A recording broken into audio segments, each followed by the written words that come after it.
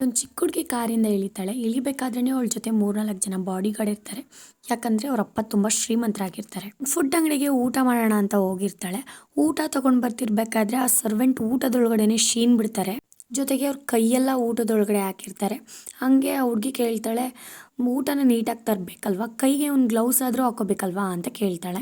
ಊಟಕ್ಕೆ ಮಾಡಕ್ ಬಂದಿರೋ ಮಿಕ್ತವ್ರು ಏನ್ ಹೇಳ್ತಾರೆ ಅಂದ್ರೆ, ದೊಡ್ಡೋರು ಚಿಕ್ಕೋರು ಅಂತ ಬೆಲೆ ಇಲ್ದೆ ಹೆಂಗ್ ಮಾತಾಡ್ತಿದ್ದಾಳೆ ನೋಡು, ಸ್ವಲ್ಪನೂ ಮ್ಯಾನಸ್ ಇಲ್ಲ ಅಂತ ಹೇಳ್ತಿರ್ತಾರೆ. ಆ ರೆಸ್ಟೋರೆಂಟ್ ಓನರು ಅಲ್ಲಿಗೆ ಬರ್ತಾರೆ. ಅವ್ರ ಹತ್ರ ಈ ಹುಡುಗಿ ಕಂಪ್ಲೇಂಟ್ ಮಾಡುತ್ತೆ.